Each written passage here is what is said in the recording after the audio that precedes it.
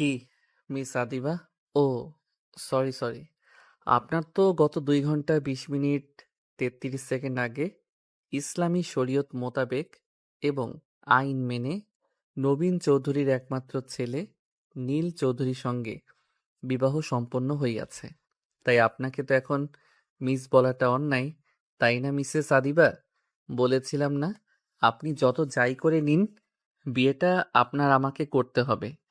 কি, মিলল তো আমার কথা? তুই এটা কেন করলি নীল? আমি তোর কি ক্ষতি করেছিলাম? তাহলে তুই কেন আমার এত বড় সর্বনাশটা করলি? সর্বনাশ? কি বলছো এসব তুমি সুইটহার্ট? আমি তো আরো তোমাকে সর্বনাশ হওয়ার হাত থেকে বাঁচালাম। এর জন্য মিনিমাম কৃতজ্ঞতা বোধটুকু রাখো। একবার ভেবে দেখো তো, এখন যদি আমি তোমাকে বিয়ে না করতাম তাহলে তোমার এবং তোমার পরিবার এবং তোমার বাবা মার মান সম্মানটা কোথায় গিয়ে দাঁড়াতো? তুই ভুলে যাস না নীল, আমার পরিবার, আমার এবং আমার বাবা মায়ের সম্মান যাওয়ার পেছনে তুই দায়ী। সুইটহার্ট, কেন এমন অযথা কথা বলছো? আর এই তুমি আমাকে তুই বলছো কেন? অভদ্র মেয়ে, স্বামীর সঙ্গে কিভাবে কথা বলতে হয় জানো না? স্বামী মাই ফুট।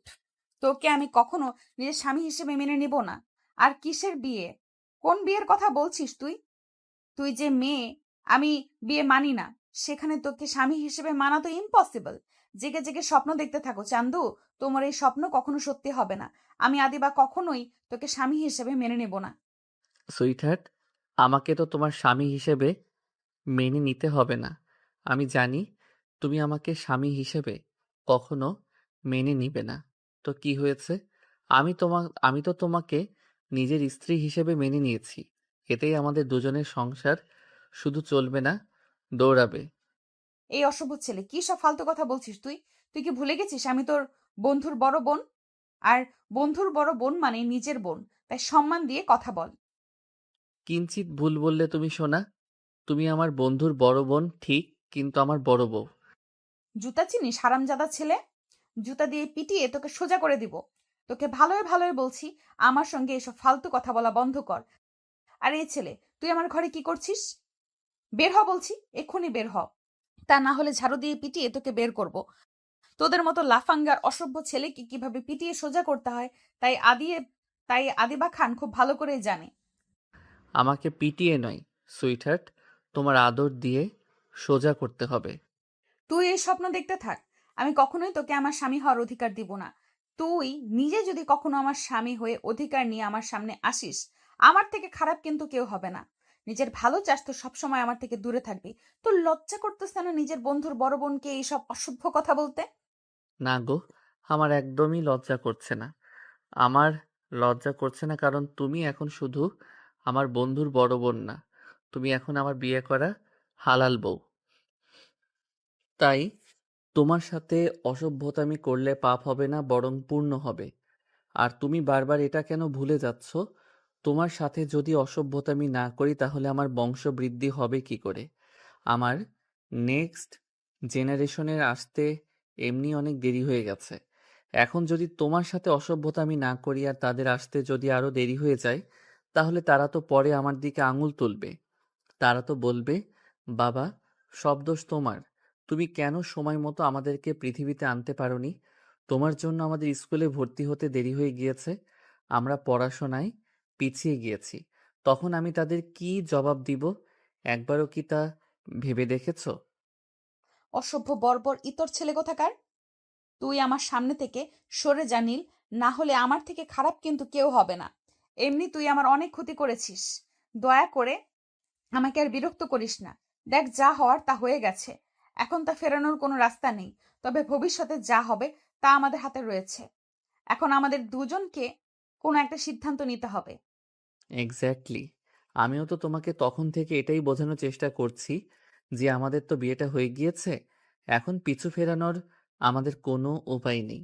তো এটাই সব থেকে ভালো হয়, নাকি আমরা যদি সবকিছু মেনে নিয়ে নিজেদের মতো করে জীবনটাকে নতুন করে শুরু করি? দেখো আদিবা, আমি সত্যি তোমাকে অনেক ভালোবাসি।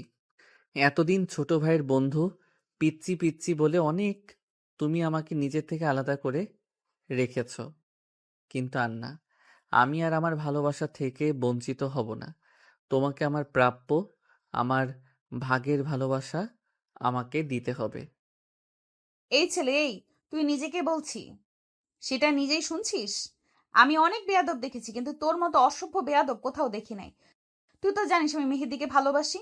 তুই জানিস আমি মেহেদিকে ছাড়া বাঁচতে পারবো না। তাহলে কেন তুই এমনটা করলি? কেন তুই আমার এই সর্বনাশটা করলি? কেন তুই আমাকে মেহেদির থেকে আলাদা করে দিলি? কি অন্যায় ছিল আমার? কি ক্ষতি করেছিলাম আমি তোর?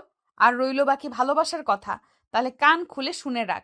আমি আগেও মেহেদিকেই ভালোবাসতাম, এখনো মেহেদিকেই ভালোবাসি এবং ভবিষ্যতেও মেহেদিকেই ভালোবাসবো। আমার জীবনে যত ভালোবাসা আছে সব মেহেদির জন্য। তাই আমার সঙ্গে এসব অসভ্যতা অভদ্রতা বন্ধ কর।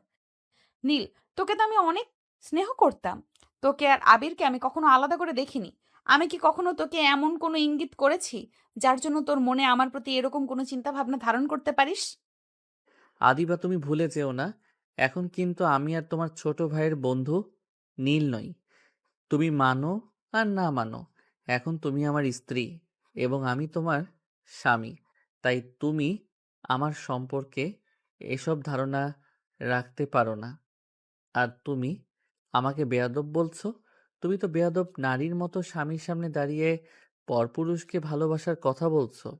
আমি ভালো আছি, আমাকে ভালো থাকতে দেওয়া। আদিবা, আমাকে খারাপ হতে বাধ্য করো না। আমি তোমাকে সাবধান করছি, এরপরে আর সুযোগ দিব না। আর কখনো যদি ভুল করেও তুমি আমার সামনে অন্য কোনো ছেলেকে ভালোবাসার কথা বলো, তাহলে আমার থেকে খারাপ কিন্তু আর কেউ হবে না। আমি তোমাকে কথা দিচ্ছি। তাই নাকি? তাহলে আমি ১০০ বার বলবো, ১০০০ বার বলবো, বারবার বলবো, আমি মেহেদিকে ভালোবাসি। আমি মেহেদিকে ভালোবাসি, আমি মেহেদিকে ভালোবাসি। আদিবা আর তার বাকি কথা শেষ করতে পারল না। নীল তাকে বাকি কথা শেষ করতে দিল না। আদিবা যখন নীলের সামনে দাঁড়িয়ে অন্য কোনো ছেলেকে ভালোবাসার কথা বলছিল, তখন নীল প্রচণ্ড রেগে যায় এবং সে রাগে নিজের হিতাহিত জ্ঞান শক্তি হারিয়ে ফেলে এবং সে রাগের বশে কি করছে সে নিজেও জানে না। আদিবা যখন মেহেদিকে ভালোবাসার কথা বলছিল, তখন নীল ঝড়ে বেগে এসে আদিবার উপর আক্রমণ শুরু করে। যখনই আদিবা কথা বলতে যাবে, অমনি নীল দৌড়ে সে আদিবার ঠোঁট নিজের দখলে নিয়ে নেয় এবং আদিবা ছটফট করতে থাকে ছাড়া পাওয়ার জন্য। কিন্তু ওই যে কথায় আছে না, মেয়ে যতই বয়সে বড় হোক না কেন, শক্তিতে সে একজন ছেলের কাছে চুনোপুটি মারত। তাই আদিবার ক্ষেত্রেও একই ঘটনা ঘটল। নীল যখন আদিবার উপর আক্রমণ করল, তখন আদিবা যতই ছোটাছুটি করুক না কেন, সে নীলের শক্তির সাথে পেরে উঠল না। এরপর বেশ কয়েক মিনিট পর নীল আদিবাকে ছেড়ে দেয়। নীল আদিবাকে ছেড়ে দিতেই আদিবা রাগে ফুঁসতে ফুঁসতে তেড়ে আসে নীলের দিকে। আদিবা রাগে বশবর্তী হয়ে এসে সজোরে নীলের গালে চর বসিয়ে দেয়। আদিবার চর খেয়ে নীল নিজের গালে আলতো করে হাত রেখে আদিবাকে ফ্যালফ্যাল করে দেখতে থাকে। নীলকে নিজের দিকে এভাবে চেয়ে থাকতে দেখে আদিবা আরো বেশি রেগে যায় এবং রাগে গজগজ করতে করতে সে বলে, অসভ্য ছোট লোক ইতর কোথাকার, কি করলি তুই এটা আমার সাথে? তোকে বারবার বারণ করছি, তুই বারবার আমার সঙ্গে একই কাজ করতে আসছিস কেন? তোর গায়ে কি মানুষের চামড়া নেই? তোর গায়ে কি অপমান বোধ লাগে না? না, লাগে না। প্রসঙ্গ যদি হয় নিজের প্রিয়তমার এবং নিজের স্ত্রীর, তাহলে আমি শুধু অসভ্য, ছোটলোক, ইতর, বেহায়া, বেয়াদব নই, জঘন্য, খারাপ হতে পারি। আমি তোমাকে বারবার বারণ করেছিলাম আমার সামনে অন্য ছেলের নাম নিও না, কিন্তু না, তোমাকে বারবার যেটাই বারণ করি তুমি সেটাই করতে থাকো। ফালতু কোথাকার! মেহেদি বাইরের ছেলে নয়, না অন্য ছেলে, বাহিরের থার্ড ক্লাস ছেলে তুই। তুই হলি আমার জীবনে বাহিরের ছেলে। মেহেদি আমার জান। ওকে আমি নিজের থেকেও বেশি তোর এত বড় সাহস! অনেকবার তোকে সাবধান করেছি, আর না। এরপরে তোমার সাথে যা হবে এর জন্য তুমি আমাকে দায়ী করতে পারবে না। এই পুরো দায়ভার তোমার। আদিবা কথা শেষ হওয়ার আগে নীল সজোরে আদিবার গালে একটা চড় মারে। এরপর রাগের বশবর্তী হয়ে হুট করে আদিবার গলা চেপে ধরে এবং দাঁতে দাঁত পিষে তাকে থ্রেট করে। আদিবা এতক্ষণ বোকার মতো ফ্যাল করে নীলের দিকে চেয়েছিল। সে হয়তো ভাবতেও পারেনি নীল এমন কিছু করবে। কারণ এখনো পর্যন্ত যতবার তার সঙ্গে নীলের কথা হয়েছে, নীল সবসময় তার সঙ্গে মজা করে হাসি খুশিভাবে কথা বলেছে, কখনো তার সামনে রুড ব্যবহার করেনি। হঠাৎ করে নীলের এমন ব্যবহার দেখে আদিবা নিজেও বেশ চমকে যায়। সে শুধু নীলের মুখের দিকে চেয়ে থাকে, কিন্তু কোনো কথার উত্তর দিতে পারে না। আর নীল এতটাই রেগে গিয়েছে যে তার ফর্সা মুখশ্রী একদম লাল হয়ে গিয়েছে। সে নিজেও আর কোনো কথা না বলে হঠাৎ করে আদিবাকে আক্রমণ করে বসে। নীল হঠাৎ করে আদিবার মাথার চুল আঁকড়ে ধরে আদিবার ঠোঁট নিজের ঠোঁটের সাথে মিশিয়ে দেয়। এবার শুধু আঁকড়ে ধরে না, বরং রাগের বশবর্তী হয়ে কামড়াতে থাকে। আর আদিবা ব্যথায় ছটফট করতে থাকে। নীল এতটাই হিংস্র হয়ে গিয়েছে যে আদিবার যে কষ্ট হচ্ছে সেটা তার নজরে হয়তো আজ আর আসছে না। যেই আদিবা একটু উফ শব্দ করলে নীলের অন্তরাত্মা উড়ে যেত। সে আদিবা এখন এত কষ্ট পাচ্ছে, তার চোখ দিয়ে পানি পড়ছে, তারপরও নীলের যেন কোনো ভ্রুক্ষেপ নেই।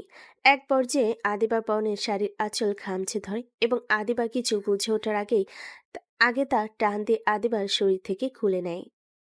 আদিবাকে কোনো প্রতিক্রিয়া করার সুযোগ না দিয়ে আদিবার শরীরের উপর নীল নিজের অধিকার এবং বিচন শুরু করেন। আস্তে আস্তে নীল আদিবার পুরো শরীর নিজের দখলে নিয়ে আসে এবং আদিবার উপর নিজের অধিকার জাহির করে। আদিবা প্রথমে নিজেকে বাঁচানোর অনেক চেষ্টা করলেও সে নীলের সঙ্গে পেরে ওঠে না। এক পর্যায়ে আদিবা কষ্টে জর্জরিত হয়ে যায়, কিন্তু এতেও নীলের যেন কোনো রকমের কোনো মায়া হয় না। আদিবার উপর সে যেন আজকে হিংস্র প্রাণীতে পরিণত হয়েছে। এরকম কয়েক ঘন্টা আদিবার উপর অত্যাচার করার পর নীল আদিবাকে ছেড়ে দেয় এবং আদিবার পাশে শুয়ে পড়ে। এদিকে আদিবা ব্যথায় জীর্ণশীর্ণ শরীর নিয়ে বিছানার এক কোণেই পড়ে থাকে। আজ আদিবার কান্না পাচ্ছে, প্রচুর প্রচুর কান্না পাচ্ছে। কেন যেন বারবার তার মেহেদির চেহারাটা চোখের সামনে ভেসে উঠছে। কি জবাব দেবে সে মেহেদিকে? কিভাবে সে মেহেদিকে বলবে সে তার মেহেদির ভালোবাসার মান রাখতে পারেনি? আজ কেন যেন আদিবার নিজের ওপর, নিজের শরীরের উপর প্রচন্ড ঘৃণা হচ্ছে। আদিবা বেশ কিছুক্ষণ কান্না করতে থাকে, প্রচন্ড কান্না করতে থাকে। নীল তার আর নিজের মধ্যে এতক্ষণ আদিবার সাথে পশুর মতো আচরণ করে নিশ্চিন্তে ঘুমাচ্ছে, যেন এতক্ষণ কিছুই হয়নি। আদিবা অনেক কষ্টে উঠে ওয়াশরুমে যায় এবং শাওয়ারের নিচে বসে পাগলের মতো নিজের শরীর ডলতে থাকে, যেন তার শরীরে কোনো জঘন্য ময়লা লেগে আছে এবং তা তুলে ফেলার জন্য সে আপ্রাণ চেষ্টা করে যাচ্ছে। এভাবে কয়েক ঘন্টা শাওয়ারের নিচে বসে থাকার পর হুট করে চারপাশ থেকে ফজরের আজানের ধ্বনি তার কানে আসে। নীল পাশ ফিরে দেখে তার পাশের বিছানা ফাঁকা। হঠাৎ করে নীলের ঘুম উড়ে যায় এবং সে বসে ভাবে আদিবা কোথায় গেল। এমন সময় ওয়াশরুম থেকে পানির আওয়াজ আসলে বুঝতে পারে আদিবা ওয়াশরুমে গিয়েছে। নীল এবার কিছু একটা ভেবে ওয়াশরুমের কাছে যায় এবং ওয়াশরুমের দরজা নক করতে থাকে। আদিবা, এ আদিবা, প্লিজ সুইটহার্ট দরজা খোলো। দেখো আমি সরি, আমাকে ক্ষমা করে দাও। আমি সত্যি এমনটা করতে চাইনি। তুমি আমাকে বাধ্য করেছো। তোমাকে তো বারবার বলি, বলো তুমি দয়া করে আমার সামনে কোনো ছেলের নাম নিও না, কিন্তু না, তুমি বারবার একই ভুল করো। এই কলিজা, প্লিজ দরজা খোলো। দেখো আমি জানি আমি তোমার সাথে অন্যায় করেছি। এর জন্য তুমি আমাকে যা শাস্তি দিবে আমি মাথা পেতে নেব। তাও প্লিজ দরজাটা খোলো। নীল এভাবে অনেকক্ষণ ডাকাডাকি করার পরও আদিবা নীরব থাকে। আদিবার এমন নীরবতা নীলের মনে ভীষণ ভয় সৃষ্টি করে। নীল মনে মনে ভাবে, আদিবা রাগের বশবর্তী হয়ে আবার উল্টাপাল্টা কিছু করে বসলো না তো? নীল এভাবে অনেকক্ষণ ডাকাডাকি করলো, কিন্তু তারপরও আদিবার কোনো সার শব্দ দিল না। এবার নীল অধৈর্য হয়ে উত্তেজিত হয়ে যায় এবং খুব জোরে জোরে দরজা নক করতে থাকে। দেখো সুইটহার্ট, প্লিজ এমন করে না। প্লিজ দরজাটা খোলো। দেখো আদিবা, তুমি যদি এক্ষুনি দরজাটা না খোলো তাহলে কিন্তু আমি দরজা ভেঙে ফেলবো। প্লিজ আদিবা, দরজা খোলো। যখন এভাবে অনেক ডাকাডাকির পরও আদিবা দরজা খুলল না, তখন নীল প্রচন্ড ভয় পেয়ে যায় এবং সে আর দেরি করে না, দরজা ভেঙে ফেলে। নীল দরজা ভেঙে দেখে আদিবা শাওয়ারের নিচে বসে আছে এবং ননস্টপ পানিতে ভিজছে। নীল আদিবাকে দেখে বেশ ভয় পেয়ে যায় এবং বেশ কিছুক্ষণ থমকে থাকে। নীল দৌড়ে গিয়ে আদিবাকে জড়িয়ে ধরে এবং তাকে হালকা হালকা ঝাঁকাতে থাকে। নীল আদিবার গায়ে হাত দিয়ে থমকে যায়। আদিবার পুরো শরীর ঠান্ডা বরফ হয়ে গিয়েছে। নীল মনে মনে ভাবতে থাকে, তবে কি আদিবা সারা রাত এভাবে পানিতে ভিজেছে? কেন যেন এখন নীলের ভিতরে নীল অপরাধবোধ কাজ করছে। সে কি তাহলে আদিবার ওপর অনেক বেশি অন্যায় করে ফেলেছে? নীল এবার আদিবার দিকে ভালো করে লক্ষ্য করে দেখে আদিবা কেমন যেন নেতিয়ে পড়ছে।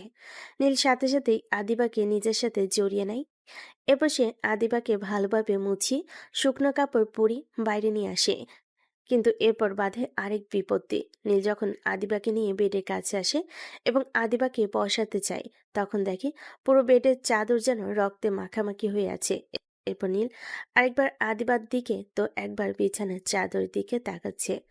এরপর নীলের অপরাধী মনটা আরো বেশি অপরাধী কাজ করতে থাকে। সে আবারও কয়েকবার আনমনে আদিবাকে সরি বলে। নীল ভালোভাবে বুঝতে পারে সে আদিবার সাথে ঠিক কত বড় অন্যায় করছে।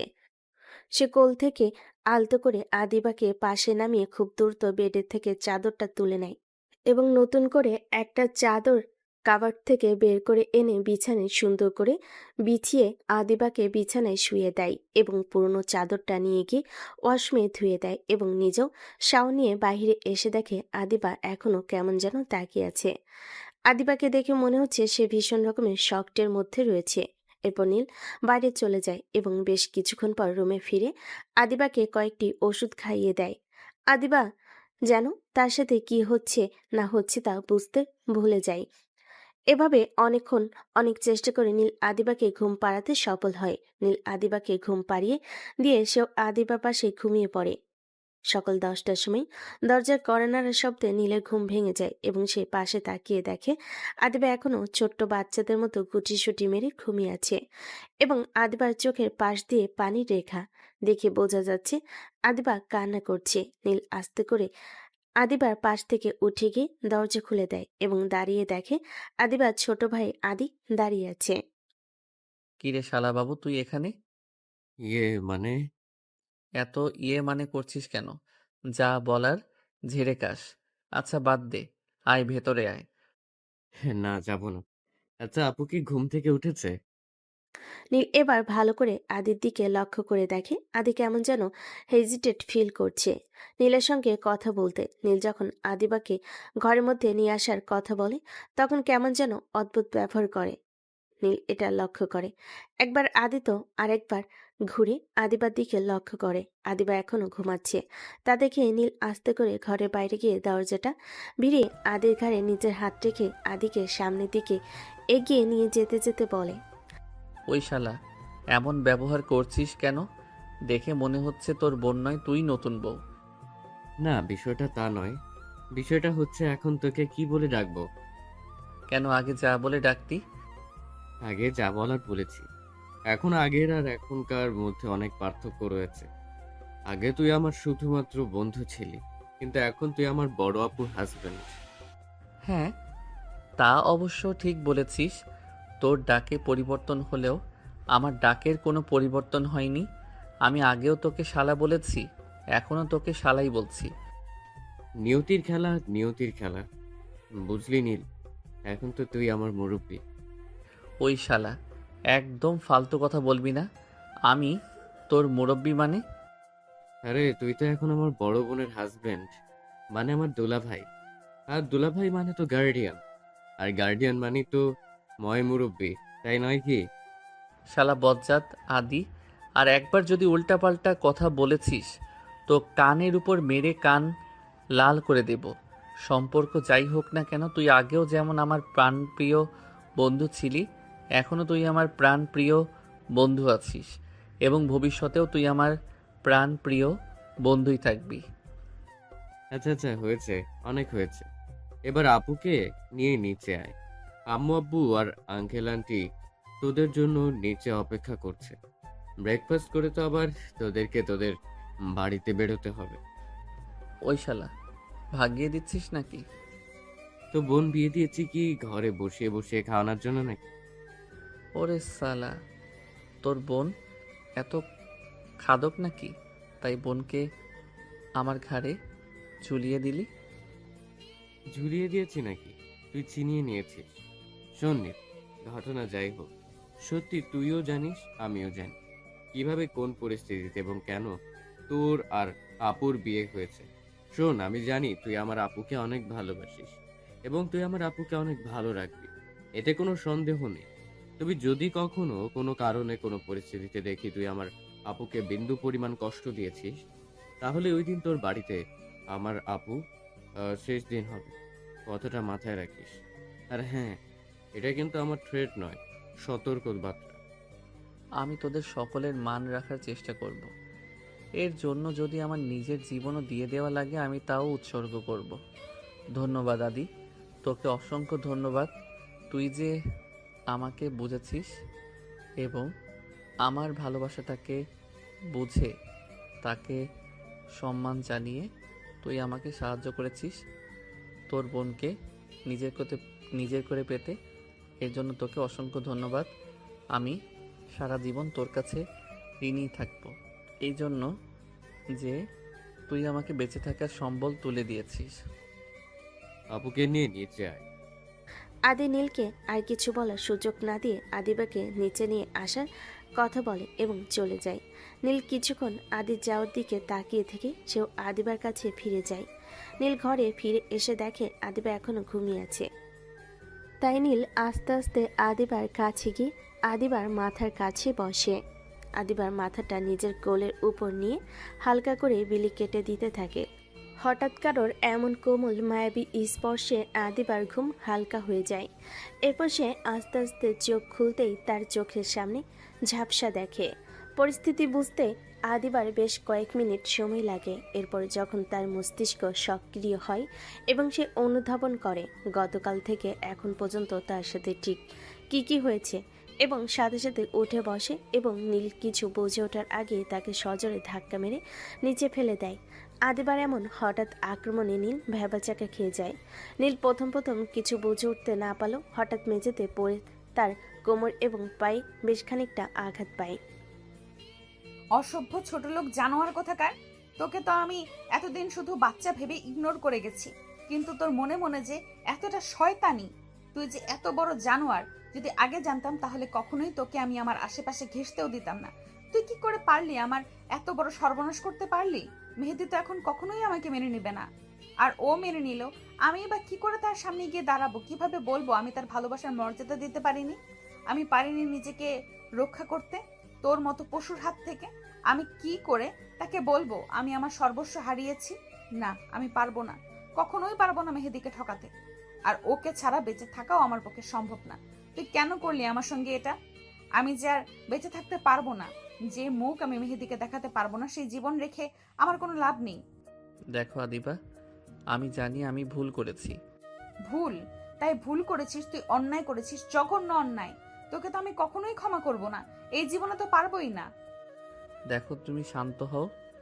আমি জানি আমার দ্বারা কাল একটা অন্যায় হয়ে গিয়েছে, কিন্তু এখন তো কিছু করার নেই। আর তাছাড়া একদিক দিয়ে দেখতে গেলে আমি কোনো অন্যায় করিনি, কারণ তুমি এখন শরীয়ত মোতাবেক আমার স্ত্রী, আইন মোতাবেক আমার স্ত্রী।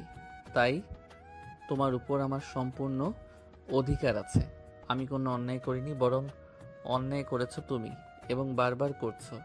নিজের স্বামীর সামনে বারবার অন্য একটা ছেলেকে ভালোবাসার কথা বলছো, এটা কি অন্যায় নয়? স্বামী? কিসের স্বামী? কে মানে তোকে স্বামী? ভুলে যাস না, তুই শুধু কালকে আমার সঙ্গে একটা অন্যায় করিসনি, তুই গতকাল আমার পুরো জীবনটা বরবাদ করে দিয়েছিস। তুই পরিকল্পনা করে আমাকে বিয়ে করেছিস। আমি তোকে কখনো নিজের স্বামীর মর্যাদা দেব না। আর বাকি রইল অধিকারের কথা। অধিকার তো মানুষ তখন পায় যখন বিপরীত পাশের মানুষের প্রতি সম্মান থাকে। তুই কি আমার সম্মতি নিয়ে আমার সঙ্গে কিছু করেছিস? না তো, তুই আমার সম্মতির বিরুদ্ধে গিয়ে আমার সঙ্গে অন্যায় করেছিস। আর এটাকে কি বলে জানিস? এটাকে স্বামীর অধিকার না, এটাকে রেপ করা বলে। আর তুই আমাকে রেপ করেছিস, তুই আমার পাপী, আমার রেপিস্ট। তুমি এভাবে বলতে পারো না দিবা। দেখো, বিয়েটা কোনো ছেলে খেলা না যে তুমি আমি একবার খেললাম, খেলা শেষ, সব কিছু শেষ, তা না। বিয়েটা একটা পবিত্র বন্ধন। বিয়েটা যেভাবে হোক যে পরিস্থিতিতেই হোক আমাদের বিয়েটা হয়েছে, তাই আমাদের উচিত সব কিছু ভুলে আবার নতুন করে শুরু করা, নিজেদের জীবনটাকে নিজেদের মতো করে সুন্দর করে গুছিয়ে নেওয়া। হাসালি, সংসার, জীবন গড়া, তাও আবার তোর মতো জানোয়ারের সঙ্গে, ইম্পসিবল। আমি কখনোই তোর সাথে সংসার করব না, আমি ডিভোর্স চাই। আমি কখনোই একজন রেপিস্টের সাথে নিজের জীবন গড়তে পারবো না। আমি মেহেদির সাথে জীবন শুরু করি বা না করি, তাও তোর মতো জানোয়ারের সঙ্গে নিজের জীবন নষ্ট করব না। আর আমি কখনোই তোকে ক্ষমা করব না। আদিবা প্লিজ একটাবার আমার কথা বোঝার চেষ্টা করো। আমি তো ভাইয়া আসবো? নিশা ডাকে আদিবা এবং নীল দুজনেই পিছন ফিরে দেখে আদিবার চাচাতো বোন নিশা নীল এবং আদিবাকে ডাকছে। নিশাকে দেখে দুজনে সংযত হয়ে যায়। তাদের মধ্যে তারা ঝামেলাটা নিশার সামনে আর ফুটিয়ে তুলতে চায় না। এরপর নিশা তাদের থেকে অনুমতি নিয়ে ওদের ঘরে প্রবেশ করে এবং তাদের দুজনকে উদ্দেশ্য করে বলে, সরি ভাইয়া, সরি আপু, আপনাদের ডিস্টার্ব করার জন্য। নাটক না করে কি বলবি বল। কোনো সমস্যা আপু? তুমি এমন করতেছো কেন? না নিশা, আসলে তোমার আপু একটু ডিস্টার্ব হয়ে আছেন তো, এই জন্য আর কি। ওনার কথা ধরো না। আচ্ছা বলো, তুমি কি বলছিলে জানো? আসলে ভাইয়া আপনাকে আর আপুকে সবাই নিচে ডাকছিল। আচ্ছা ঠিক আছে, তুমি যাও, আমরা আসছি। এরপর নিশা নীল আর আদিবার দিকে ভালো করে একবার লক্ষ্য করে নিচে চলে যায়। নিশা চলে যেতেই আদিবা নীলকে আর কোনো কথা বলার সুযোগ না দিয়ে নিচে চলে গেল এবং আদিবা চলে যেতে নীল তার পিছু পিছু নিচে গেল। আদিবা এবং নীল নিচে গিয়ে দেখে সকলে ডাইনিং টেবিলে তাদের জন্য বসে বসে অপেক্ষা করছে। নীল কোনো কথা না বলে চুপচাপ গিয়ে আদিবার বাবার পাশের একটা চেয়ার ফাঁকা ছিল সেটা টেনে বসে পড়ল। নীল বসার পর আদিবা যখন টেবিলের কাছে গেল তখন গিয়ে দেখে টেবিলে মাত্র একটি চেয়ারই ফাঁকা আছে, তাও আবার সেটা নীলের পাশে। আদিবা প্রথমে বসতে চাইল না। আদিবা যখন খাবার টেবিলে না বসে উঠে চলে যাচ্ছিল তখন পিছন থেকে হঠাৎ করে আদিবার বাবা আদিবাকে ডেকে বলল, কোথায় যাচ্ছ মামুনি তুমি? আমার খিদে নেই বাবা। খিদে নেই বললেই হবে? আর তাছাড়া আবার কবে তোমার সঙ্গে একসঙ্গে বসে খেতে পারবো তা জানা নেই। তাই বলছি কি আম্মু, তুমি এসো, আমার পাশে এসে বসো এবং বাবার সঙ্গে বসে খাও। আর কবে খেতে পারবো পারবো না মানে বুঝলাম না বাবা। দেখো মেয়ের কাণ্ড। আম্মু, তুমি কি ভুলে যাচ্ছ গতকালকে যে তোমার নীল বাবার সঙ্গে বিয়ে হয়েছে? তার শ্বশুর বাড়িতে যেতে হবে না? কেন বাবা, আমাকে তাড়িয়ে দেওয়ার এত তাড়া ছিল তোমার? এমন করে কেন বলছো মামুনি? তাহলে কেমন করে বলবো বাবা? তুমি তো খুব ভালো করেই জানতে আমি সবেমাত্র অনার্স ফার্স্ট ইয়ারে পড়ি। তাহলে এত তাড়াতাড়ি আমার বিয়ে দেওয়াটাকে খুব জরুরি ছিল? আমাকে অনার্স কমপ্লিট করার সুযোগটুকুও কেন দেওয়া হলো না? আমি কি তোমাদের কাছে খুব ভারী হয়ে গিয়েছিলাম? এমন করে বলো না মা। তুমি কি বোঝো না বাবার কষ্ট হয়? আর মেয়েরা কখনো বাবার কাছে ভারী হয় না মা। মেয়েরা তো বাবার অহংকার, বাবার গর্ব। তুমি কি করে বাবাকে কথাটা বলতে পারলে মা? তাহলে কেন তুমি আমাকে এত তাড়াতাড়ি বিয়ে দিয়ে দিলে, তাও আবার আমাদেরই ছোট ভাইয়ের বন্ধুর সাথে, যে কিনা আমার থেকেও 2 বছরের জুনিয়র? এখন আমি আমার বন্ধু বান্ধবদের কিভাবে বলবো আমি একজন আমার থেকে 2 বছরের জুনিয়র ছেলেকে বিয়ে করেছি? যাবা তুমি আমাকে বিয়ে দিলে, কিন্তু জুনিয়র ছেলে দেখে কেন বিয়ে দিলে? দেশে কি আর কোনো ছেলে ছিল না? মা, এটা হারাম কিছু নয়। আর তাছাড়া আমাদের ধর্মে এর কোনো নিষেধাজ্ঞা জারি করা নেই। তাহলে তোমার নীল বাবাকে নিজের স্বামী হিসাবে মেনে নিতে সমস্যাটা কোথায়? বাবা প্লিজ, আমি কোথাও যেতে চাই না। আমি তোমাদের ছাড়া থাকতে পারবো না। প্লিজ আমাকে কোথাও যেতে দিও না। আমি কিন্তু মরে যাব বাবা। বাবা, আমার তোমাদের ছাড়া থাকতে খুব কষ্ট হবে। প্লিজ বাবা, আমাকে যেতে দিও না। দেখো মেয়ের কাণ্ড, এভাবে বলতে হয় না মা। সব মেয়েদেরই একদিন না একদিন তার আপন ঘর, তার স্বামীর ঘরে চলে যেতে হয়। যুগের পর যুগ এটাই হয়ে আসছে। এটাই আমাদের মেয়েদের জীবনের সব থেকে বড় সত্য। কিন্তু মা, আমি তো এত তাড়াতাড়ি এত বড় সত্যের সম্মুখীন হতে চাইনি। তাহলে কেন তোমরা আমাকে এত তাড়াতাড়ি এত কঠিন একটা সত্যের সম্মুখীন করে দাঁড় করালে? এটার কি খুব প্রয়োজন ছিল? এভাবে বলতে হয় না আম্মু। তাছাড়া তুমি তো খুব একটা দূরে যাচ্ছ না। তোমার তো কপাল ভালো, তুমি আমাদের পাশেই থাকবে। তুমি তো শুধু ফ্লোর চেঞ্জ করছো, 2nd ফ্লোর থেকে 3rd ফ্লোরে যাচ্ছ।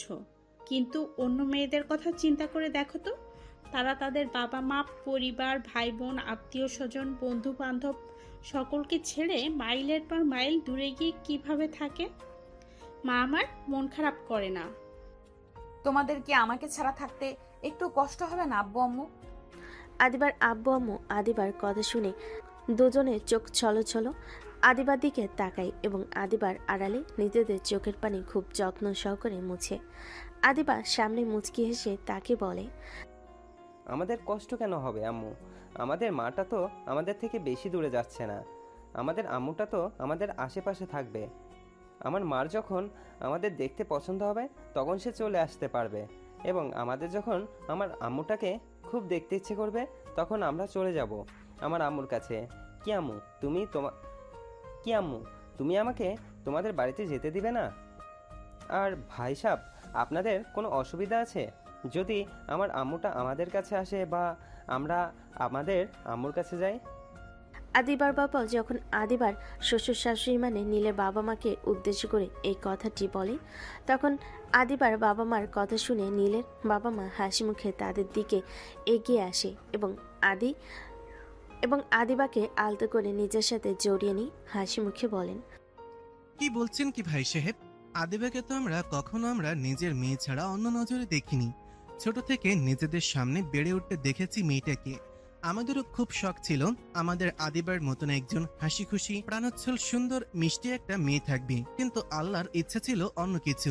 তাই আল্লাহ আমাদের ঘরে আদিবার মতন মেয়ে না দিয়েছে নীলের মতন একজন ছেলে।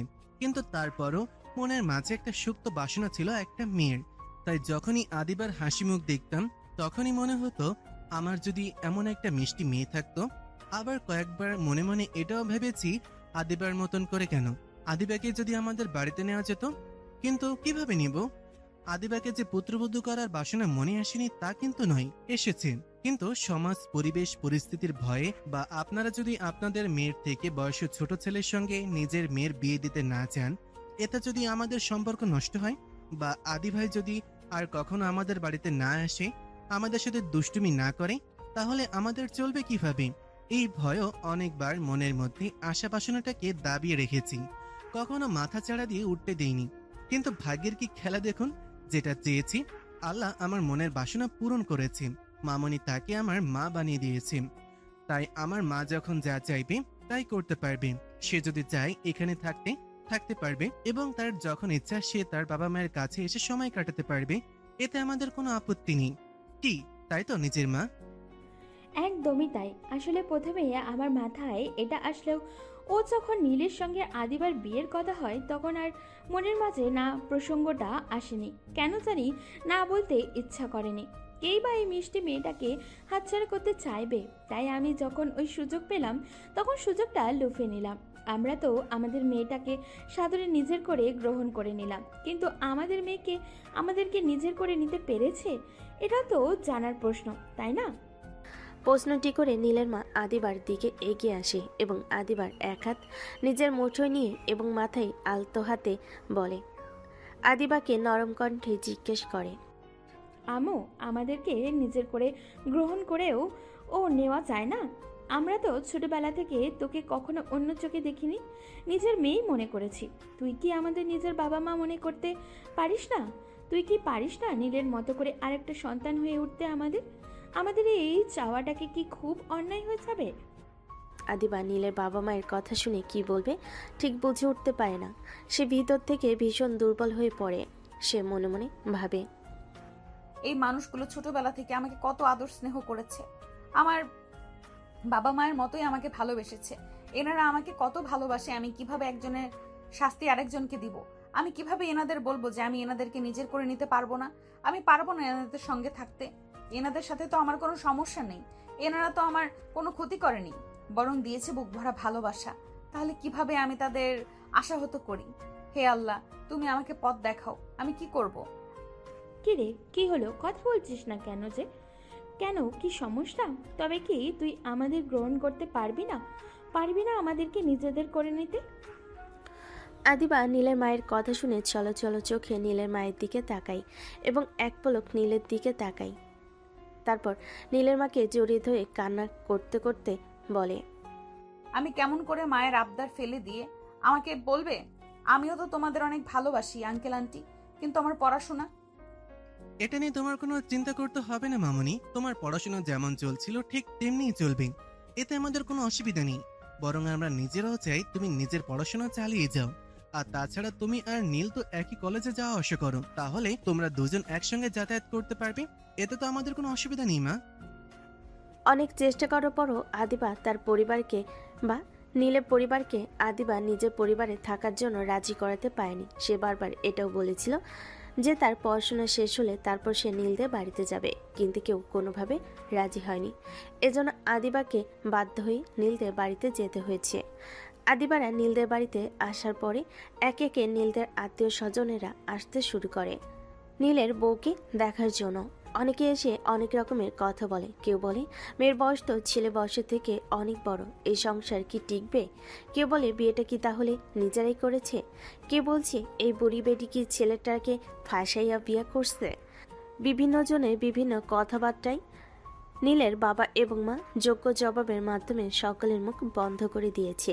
নীলের মায়ের কথা ছিল, ছেলে আমার, বৌমা আমার, আমাদের কোনো অসুবিধা হচ্ছে না, তো আপনাদের কিসের অসুবিধা? আমার ছেলের বউ বড় হোক, বুড়া হোক, চূড়া হোক, সব আমাদের, এতে আপনাদের কোনো আপত্তি নেই তো? এতে আমাদের তো কোনো আপত্তি নেই, তাহলে আপনাদের এত মাথা ব্যথা কিসের হচ্ছে? কিসের জন্য আমি এটাই তো বুঝতে পারছি না। শুনুন, আপনাদের ডাকা হয়েছে আমার ছেলে মেয়েকে দোয়া দেওয়ার জন্য। আপনাদের যদি এমন করে আমার ছেলে মেয়েদের কথা শোনানোর থাকে তাহলে প্লিজ এবার আপনারা আসতে পারেন। আপনাদের মতো আত্মীয় স্বজন আমার অন্তত দরকার নেই। অনেক অপমানিত বোধ হয়। চুপ হয়ে গেছে তো অনেকে চলে গিয়েছে। এতে অবশ্য আদিবার বাবা মা কারোরই কিছু যায় আসে না। আদিবার প্রথম প্রথম খারাপ লাগতো, পরবর্তীতে নীলের বাবা মা যখন তার সম্মান বাঁচানোর জন্য এভাবে নিজেদের আত্মীয়র সঙ্গে আত্মীয়তা নষ্ট করতে চায়, এটা দেখে আদিবা আর শান্ত থাকতে পারে না। দৌড়ে গিয়ে নীলের বাবা মাকে জড়িয়ে ধরে। আজে বাজে মনে মনে কষ্ট পায় আদিবা, মনে মনে কষ্ট পেয়েছিল। এটা বুঝতে পেরে নীলের বাবা মা দুজনে আদিবাকে নিজেদের বাহুডরে জড়িয়ে নেয়। এভাবে সারাদিন বিভিন্ন আচার অনুষ্ঠান এবং খাওয়া দাওয়ার মধ্য দিয়ে খুব ভালোভাবে দিনটা কেটে যায়। সারাদিন একবারও নীল আদিবার সামনে উপস্থিত হয়নি, আদিবাকে বিরক্ত করেনি। কিন্তু কথায় আছে না, পাখি সারাদিন বলে জঙ্গলে উড়ে বেড়ালেও সন্ধ্যাবেলা তাকে নিড়ে ফিরতে হয়, ঠিক তেমনই সারাদিন নীল আদিবার সামনে না আসলেও রাতের বেলা তাকে আদিবার সাথে একই ঘরে আসতে হয়। আসতে হয় বললে ভুল হবে। নীলের কাজিনরা এবং বন্ধু মহলরা সকলে জোর করে নীলকে নীলের ঘরে দিয়ে যায় আদিবার কাছে। হুট করে দরজা লাগানো শব্দে আদিবা পিছনে ফিরে তাকিয়ে দেখে নীল এসেছে। নীল আদিবাকে দেখা মাত্র তার মাথা নত করে ফেলে। আদিবা নীলের এরূপ অবস্থা দেখে তাচ্ছিল্য ভরা একটা হাসি দেয় এবং আস্তে আস্তে নীলের সামনে এগিয়ে গিয়ে নীলের মুখ উঁচু করে বলে, কি চলে এসেছিস তো নিজের চাহিদা মেটাতে? আসলে ভালোবাসা টালোবাসা কিছু না, তোর এতদিনের লালসা ছিল আমার শরীরের উপর, এই জন্য যখন সুযোগ পেয়েছিস তখনই ঝাঁপিয়ে পড়েছিস। তোরা ছেলে জাতটাই খারাপ, জেনে একটা অবলা মেয়েকে অসহায় পেয়ে গেছিস, অমনি ভোগ করতে শুরু করে দিয়েছিস। তাহলে আজকে এত ভালো সাজার নাটক করার কি আছে? যা করার তা করে ফেলেছিস, আবার তো এসেছিস আমার শরীরকে খুব ভালো লেগেছে, তাহলে আর দেরি করছিস কেন? যা করতে এসেছিস করে বেরিয়ে যা ঘর থেকে, তোর চেহারা আমার দেখতে ইচ্ছে করছে না। আদিবা, এবার কিন্তু তুমি খুব বেশি বেশি করছো। বেশি বেশি করছি? ও আচ্ছা, আমি বেশি বেশি করছি তাই না? তাহলে তুই গতকাল কি করেছিস ভুলে গেছিস সব? আরে ভুলে তো যাবি, এতদিনের লালসা মিটিয়ে নিয়েছিস, এখন আর মন থাকবে না তো। এভাবে না বলে যদি এতই রাগ থাকে তাহলে একবারে মেরে ফেললেই তো পারতে। এখনো তো তোর মতো এতটা জঘন্য খারাপ হতে পারেনি, এই জন্যই হয়তো এখনো বেঁচে আছিস, তা না হলে গত রাত্রে তোকে খুন করে ফেলতাম। তবে অপেক্ষায় থাকবো তোমার হাতে খুন হওয়ার জন্য। কথাটি বলে নীল আদিবাকে পাশ কাটিয়ে গিয়ে একটা কাঁথা এবং বালিশ নিয়ে ফুলরে বিছিয়ে শুয়ে পড়ে এবং আদিবাকে লক্ষ্য করে বলে, আপাতত কিছুদিন এভাবে সহ্য করে নাও, কারণ এখন যদি এই ঘর থেকে বেরিয়ে যাই, বাড়িতে অনেক আত্মীয় স্বজন পাড়া প্রতিবেশী আছে, তারা বিভিন্নভাবে বিভিন্ন রকমের কথা শোনাবে। আর আমি চাই না আমাদের কথা বাইরের কেউ জানুক এবং তা নিয়ে তোমাকে, আমাকে বা আমাদের পরিবারকে কোনো কথা শোনাক। আশা করব তুমিও এতটুকু অ্যাডজাস্টমেন্ট করবে। আর পাড়া প্রতিবেশী বাড়ির লোকজন চলে গেলে তোমাকে তোমার প্রপার প্রাইভেসি দিয়ে দিব। রুম থেকে বেরিয়ে যাব আর আসবো না। যত সব থার্ড ক্লাস ড্রামা। এভাবেই বেশ কিছুদিন কেটে যায়। এরই মধ্যে নীল একবারও আদিবাকে ডিস্টার্ব করেনি। না আদিবা অযথা নীলকে ডিস্টার্ব করেছে বা নীলের সঙ্গে কোনো কথা বলেছে। যদিও নীল কয়েকবার চেষ্টা করেছিল, সরি বলেছিল আদিবাকে, কিন্তু তারপরও আদিবা কোনোভাবে নীলকে পাত্তা দেয়নি। আজ আদিবা এবং নীলের বিয়ে হওয়ার 1 সপ্তাহ, তাই আদিবা সিদ্ধান্ত নিয়েছে আজকে থেকে সে কলেজে যাবে। এতে নীলের বাবা মা সম্মতি দিয়েছে এবং তারা বলেছে নীলকে তাকে নিয়ে আসতে। প্রথমত আদিবা নীলের সঙ্গে যেতে না চাইলেও পরবর্তীতে নীলের বাবা মায়ের জোড়াজোড়িতে আদিবা রাজি হয় নীলের সঙ্গে কলেজে যাতায়াত করতে। আদিবা যখন নীলের সঙ্গে কলেজে যেতে রাজি হয়, এতে নীল বেশ মনে মনে খুশি হয়। সে হয়তো এভাবে আস্তে আস্তে আদিবা নীলকে মেনে নেবে। তাই নীলের মনে নিজের অজান্তেই তাই নীল নিজের মনের আনন্দে নিচে যায়, পার্কিং থেকে গাড়ি বের করে, এদিকে ফোন দেয় কলেজে যাওয়ার জন্য। নীল এবং আদি এবার এইচএসসি ক্যান্ডিডেট। নীল তার বাইক বের করে এদিকে কল দেওয়ার পরে আদিও এসে গ্যারেজ থেকে গাড়ি বের করে। দুজনেই বাইক নিয়ে বিল্ডিংয়ের সামনে অপেক্ষা করতে থাকে আদিবার আসার জন্য। আদিবা নীলের বাবা মা এবং আদিবার বাবা মায়ের সঙ্গে দেখা করে তাদের থেকে বিদায় নিয়ে নিচে আসে এবং কোনো দিকে না থেকে সোজা গিয়ে আদির বাইকের পিছনে উঠে বসে। আদিবা যখন হুট করে এসে আদির বাইকে উঠে বসে, তখন নীলের হাস্যোজ্জ্বল চেহারাটা ঘন কালো মেঘে ঢেকে যায়। আদি বিষয়টা লক্ষ্য করে এবং সাথে সাথে সে আদিবাকে প্রশ্ন করে, কি রে আপু, তুই আমার বাইকে? কেন, আমি তো তোর বাইকেই যাই আগে থেকেই। কিন্তু আগে তো তোর বর ছিল না, এখন তো তোর বর হয়েছে, তাহলে তুই আমাকে কেন নিজে ড্রাইভার বানাচ্ছিস? Born my foot. ফালতু কথা না বলে গাড়ি স্টার্ট দে। আর যদি তোর আমাকে নিয়ে যেতে অসুবিধা হয় তাহলে বল, আমি একাই চলে যাচ্ছি। কিন্তু আপু। আচ্ছা আদি, বাদ দে, তাড়াতাড়ি চল। আজকে আমাদের একটা ইম্পর্টেন্ট লেকচার আছে, এটা নিশ্চয়ই ভালো করে জানিস। আর সেটা কোনোভাবে মিস দেওয়া যাবে না, কারণ 1 মাস বাদে আমাদের পরীক্ষা, তাই সিলেবাসে কোনো কিছু বাদ দেওয়া যাবে না। আচ্ছা ঠিক আছে, চল। এই নীল ভাইয়া দাঁড়াও, আমাকে নিয়ে যাও। তোমাকে নিয়ে যাব মানে? কোথায় যাচ্ছ তুমি? উফ ভাইয়া, তুমি কি কানা নাকি? দেখো না কোথায় যাচ্ছি। ইউনিফর্ম তো পরে আছি স্কুলে, তাহলে কেন জিজ্ঞেস করছো কোথায় যাচ্ছি? তাড়াতাড়ি চলো তো, এমনি অনেক দেরি হয়ে গেছে। এই লেট লুটিফা, তুই প্রতিদিনের মতো আজকেও দেরি করেছিস। তোর স্কুল কয়টায় আর তুই যাচ্ছিস কয়টায়? ফাজিল মেয়ে, সারাক্ষণ শুধু পড়ায় ফাঁকি দেওয়া। ভালো করে পড়াশোনাটা কর, বুঝলি? না হলে কাকা তোকে কোনো এক কাজে ছেলের সাথে বিয়ে দিয়ে দেবে, তখন লোকের বাসায় কাজ করে খাওয়া লাগে। এই শোন আদি ভাইয়া, বেশি কথা বলবি না। আমার কামের ছেলের সাথে বিয়ে হবে মানে? আমার বিয়ে তো হবে নীল ভাইয়ের মতো স্মার্ট হ্যান্ডসাম গুড লুকিং একটা ছেলের সঙ্গে। আর তাছাড়া কবি বলেছে যারা পড়াশোনায় কাকে মারে তাদের বড়রা অনেক হ্যান্ডসাম হয়, নীল ভাইয়ের মতো। এই ফালতু কথা কোন কবি বলেছে রে তোকে? আমাকে যে সারাদিন গবেট গবেট বলিস, সামান্য কবির নাম নিজে জানিস না? নিজে আবার নিজেকে ইন্টেলিজেন্ট বলিস? ছি, তোর এই ইন্টেলিজেন্টের কথাই আগুন, যে ইন্টেলিজেন্টের দ্বারা সামান্য একটা কবির নাম জানিস না। আচ্ছা, এই কবির নামটা তো আমিও জানি না। আরে ভাইয়া, হ্যান্ডসাম ছেলেরা কবিতা পড়ে না আমি জানি, তাই তোমাকে বলিনি, ওই বলদকে বলেছি। যাই হোক, তোমার জানার জন্য বলে দিচ্ছি, কবি নিশানন্দ দাস বলেছে এই লাইনটি। নিশার কথা শুনে নীল এবং আদি দুজনেই আবুলের মতো তার দিকে কিছুক্ষণ চেয়ে থাকে। এরপর দুজনের চোখাচোখি করে আসলে নিশা কোনো কবির নাম বলল নিশান্ত দাস বলে কোন কবি আছে বলে এ পর্যন্ত তাদের জানা নেই। তিনজনই এমন আজেরা কথার মাঝে আদিবা বিরক্ত হয়। হুট করে তাদের পিঠে চাটি মেরে বলে উঠল, এই তোরা যাবি নাকি আমি নেমে যাব? আমার কিন্তু এবার ভীষণ বিরক্ত লাগছে। আদিবার কথা শুনে নিশা ভয় পেয়ে যায় এবং দ্রুত নীলের বাইকের পিছনে উঠে পড়ে। এরপর আদি এবং নীল দুজনে বাইক স্টার্ট করে। তাদের তিনজনের কলেজে যেতে প্রথমে নিশার স্কুল পড়ে।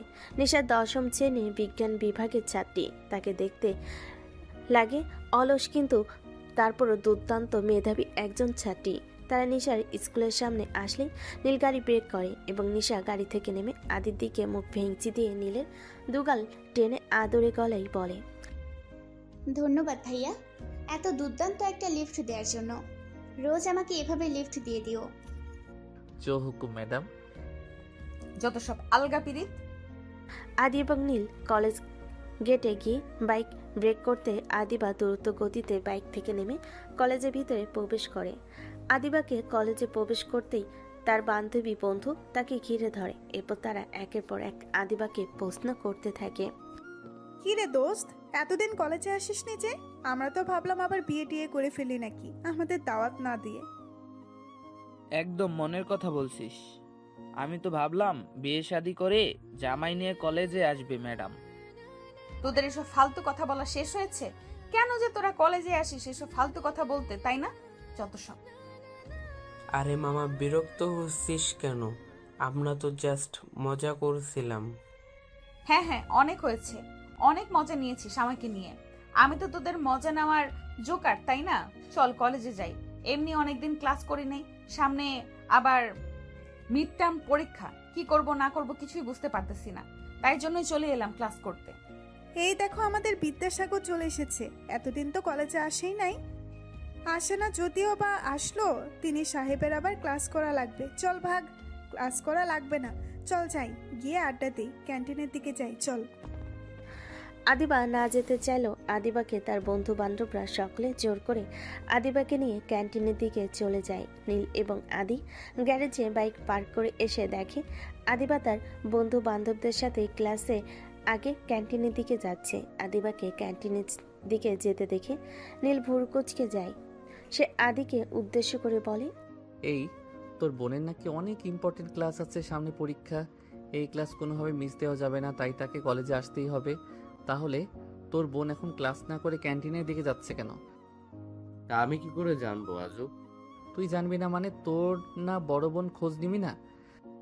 আশ্চর্য, আমার বোন হওয়ার আগে ভুলে যাস না, সে এখন তো স্ত্রী, তাই আমার খোঁজ নেওয়ার দায়িত্ব, আগে তার সকল খোঁজ খবর রাখার দায়িত্ব তোর, ভুলে যাস নাই কথা। দেখ দোস্ত, তোর বোন তো আমাকে সহ্য করতে পারে না, তাই প্লিজ তুই একটাবার খোঁজ নিয়ে দেখবি। আরে বাদ দে, চল আগে আমরা আমাদের ক্লাস করে আসি। আর তাছাড়া আপু এখন ছোট নেই, আর ভালো মন্দ বোঝার যথেষ্ট পরিমাণ বয়স হয়েছে, তাই তাকে জোর করে কিছু করানোর মতো এখন কিছু নেই। তাই চল আমরা আমাদের ক্লাস করে আসি, তারপরে দেখছি ওর সঙ্গে কথা বলছি। আদি আর নীল নিজেদের ক্লাসের দিকে যায়। আদি এবং নীল টানা 2 ঘন্টা ক্লাস করে বাইরে আসে। এরপর তারা আড্ডা দেওয়ার জন্য অন্যান্য বন্ধু বান্ধবের সঙ্গে ক্যান্টিনের উদ্দেশ্যে যায়।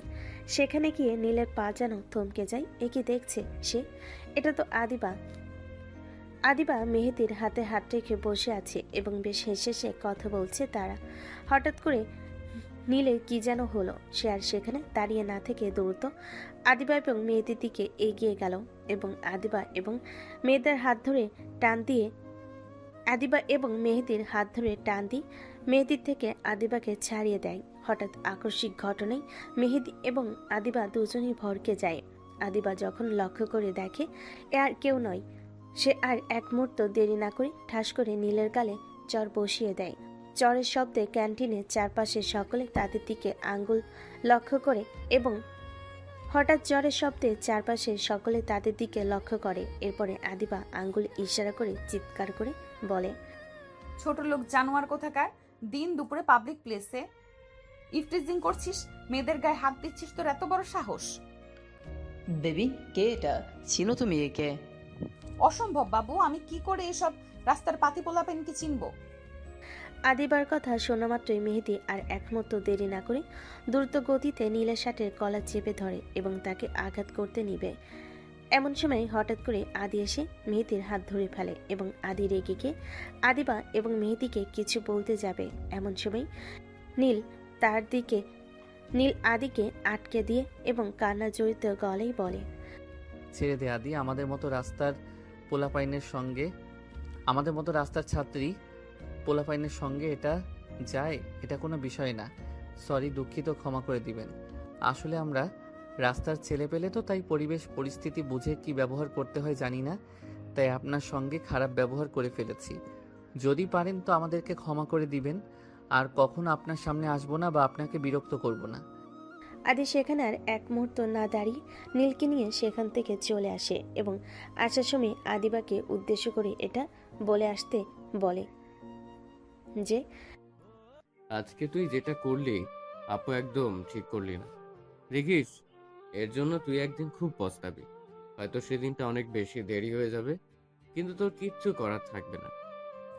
সত্যি কি খুব আমি বেশি করে ফেলেছি? না, কিছু বেশি হয়নি।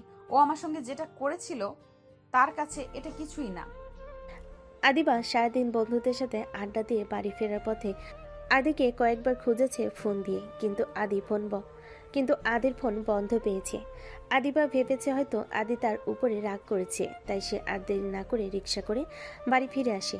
সে বাড়িতে ফিরে প্রথমে তাদের ফ্ল্যাটে যায় এবং সেখানে গিয়ে তার বাবা মার সাথে দেখা করে।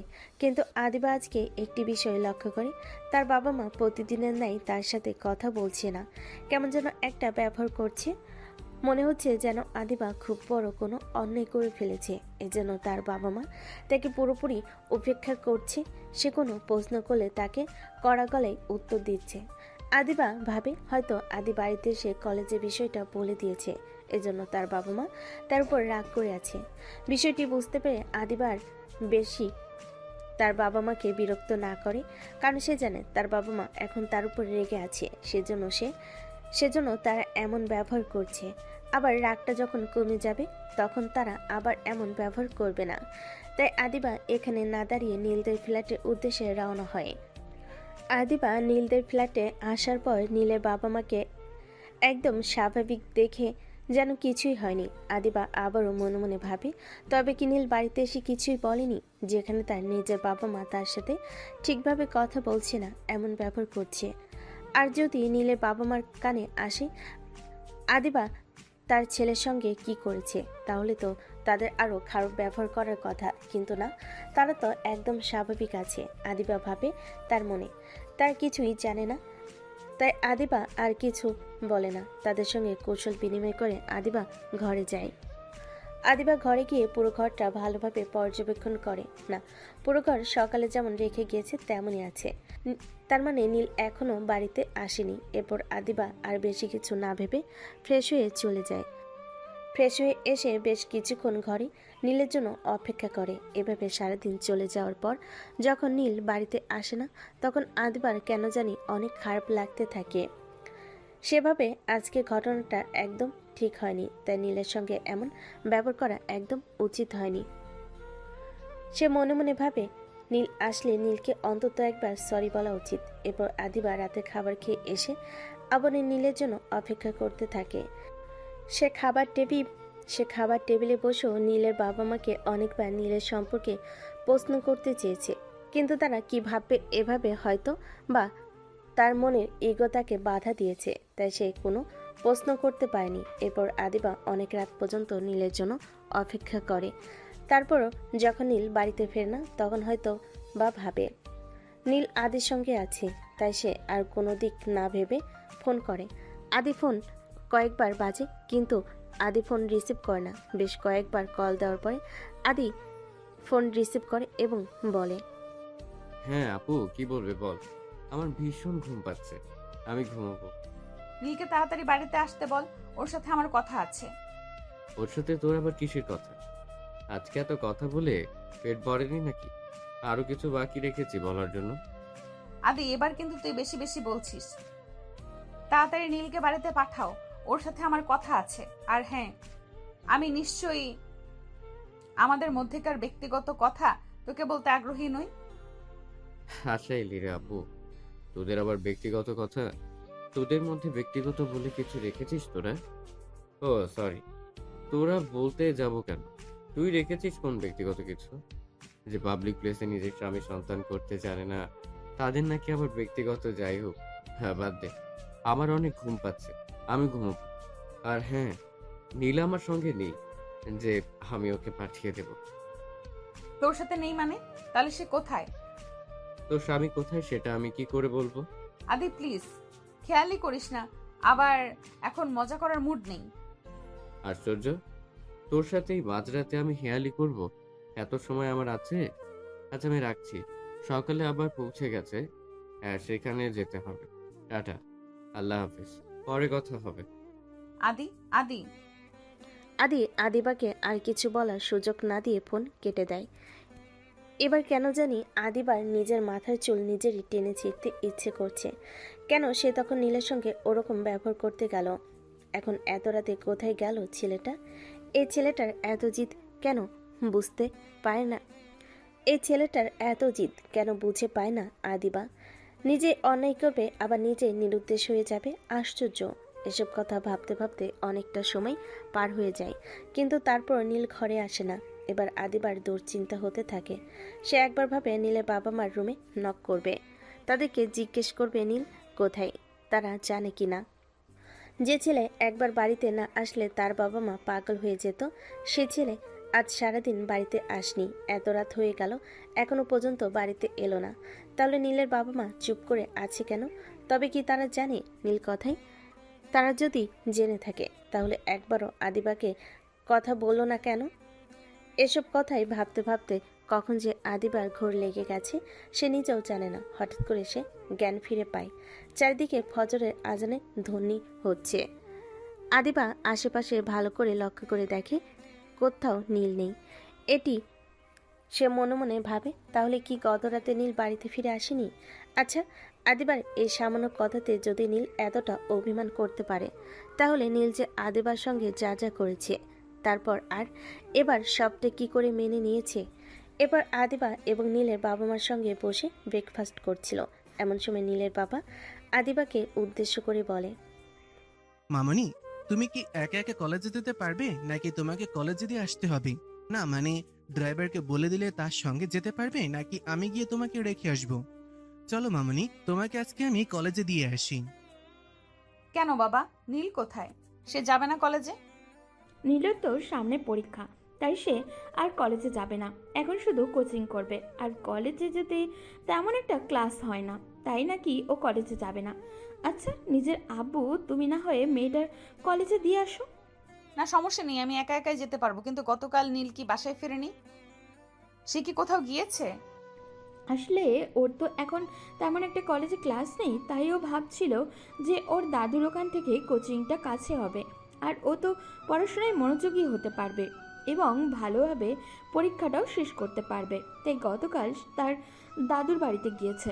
এখন নাকি ও পরীক্ষার কয়দিন ওখানেই থাকবে। তার মানে ও সত্যি সত্যি নিজেকে আমার থেকে আলাদা করে রাখতে চাইছে। সমস্যা নেই, থাকুক ও ওর মতো, কিন্তু আমার এত খারাপ লাগছে কেন? কেন নিজের মধ্যে একটা শূন্যতা কাজ করছে? কেন বারবার মনে হচ্ছে কি যেন নেই, কি যেন নেই জীবনে, অসম্পূর্ণ। নীলের আব্বু আজকে আদিবাকে কলেজে নিয়ে এসেছে। নীলের আব্বু আদিবাকে কলেজ গেটে নামিয়ে দিয়ে অফিসের উদ্দেশ্যে চলে যায়। আদিবা কলেজ গেটে প্রবেশ করলে তার বন্ধুবান্ধব তাকে ঘিরে ধরে এবং তাদের সঙ্গে কথা বলে কলেজে ক্লাসের দিকে যেতে লাগে। হঠাৎ করে কলেজের পাশে দিকে পারে একটা বড় মেহগুনি গাছের শিকড়ের ওপর আদিবার চোখ আটকে যায়। সে কিছুটা দূরে এগিয়ে গিয়ে দেখে একটা মেয়ে মেহেদির বুকে মাথা রেখে শুয়ে আছে এবং মেহেদি তার মাথায় হাত বুলিয়ে দিয়েছে।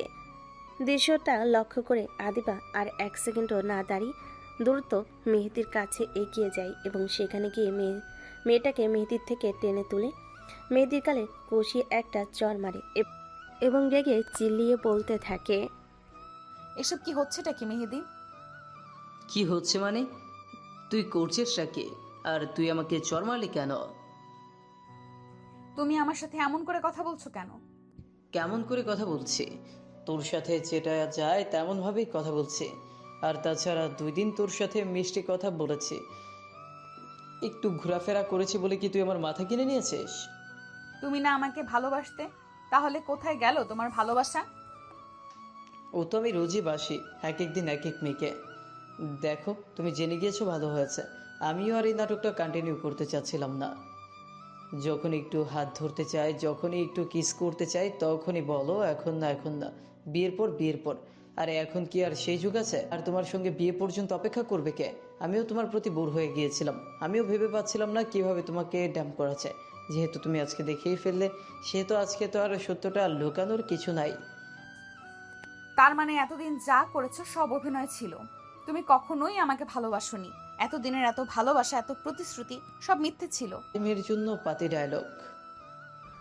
মেহেদি আদিবাকে আর কিছু বলার সুযোগ না দিয়ে মেয়েটিকে নিয়ে চলে যায় এবং আদিবা বেশ কিছুক্ষণ ওখানে দাঁড়িয়ে থেকে মেহেদি এবং ওই মেয়েটির যাওয়া লক্ষ্য করে। এরপর আদিবার বন্ধুবান্ধব সবাই আদিবাকে সান্ত্বনা দেওয়ার জন্য তার দিকে এগিয়ে যেতে লাগলে আদিবা তাদেরকে হাতে ইশারে থামিয়ে দেয় এবং দৌড়ে কলেজের বাইরে চলে যায়।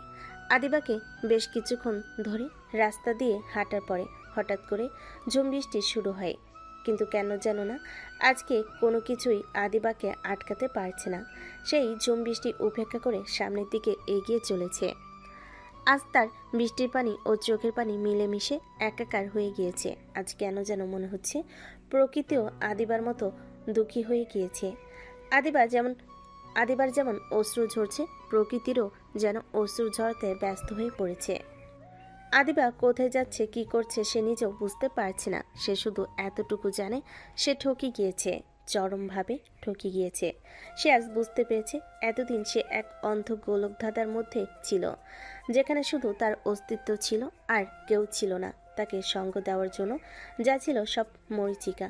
আদিবা হঠাৎ রাস্তার মাঝে হাঁটু গেড়ে বসে পড়ে এবং আকাশের দিকে তাকিয়ে সজোরে চিৎকার করে ওঠে এবং চিৎকার দিয়ে ডুকরে ডুকরে কাঁদতে থাকে। এভাবে কয়েক ঘন্টা বৃষ্টিতে ভেজার পর সে বাড়ি ফিরে যায় এবং বাড়ি গিয়ে কোনো কিছু না বলে, কোনো দিকে না তাকিয়ে কেমন যেন জমে যাওয়া পাথরের মতো সরাসরি তার ঘরে গিয়ে দরজা লক করে দেয়। আদিবার আজকের ব্যবহার কেমন যেন অদ্ভুত লাগে সকলের কাছে। আদিবা তো সচরাচর এমন করে না। আদিবার মা অনেকবার আদিবাকে ডাকাডাকি করেছে, কিন্তু আদিবা কোনো উত্তর দেয়নি। আর এদিকে অনেকটা দেরি হয়ে যাওয়ার পরও আদিবা যখন বাড়িতে ফেরে না, তখন আদিবার শাশুড়ি মানে নীলের মা আদিবাদের বাড়িতে আসে এবং আদিবার মাকে জিজ্ঞেস করে আদিবা এসেছে কিনা। তখন আদিবার মা বলে, আদিবা এসেছে এবং তার রুমে নাকি শরীর খারাপ, তাই সে রুমে রেস্ট করছে। নীলিমা অবশ্য আদিবার সাথে দেখা করতে চেয়েছিল, কিন্তু আদিবা নিজেকে গুটিয়ে নিয়েছে। সে কারোর সঙ্গে দেখা করতে চায়নি। নীলিমা বুঝতে পারে আদিবা হয়তো কোনো কারণে ডিস্টার্ব, তাই তাকে বিরক্ত না করে ফিরে যায় এবং বলে যায় তার মুড ভালো হলে সে যেন বাড়ি যায়। আর যদি এখানে কিছুদিন থাকতে চায় তাও থাকতে পারে, এতে তাদের কোনো সমস্যা নেই। এটা জানার পর আদিবার মা ভীষণ খুশি হয়। সে তার মেয়েকে তাদের পরিবার ছেড়ে নিজের এক পরিবারের কাছে গিয়েছে, যে পরিবার সকলে তাদের ভীষণ ভালোবাসে।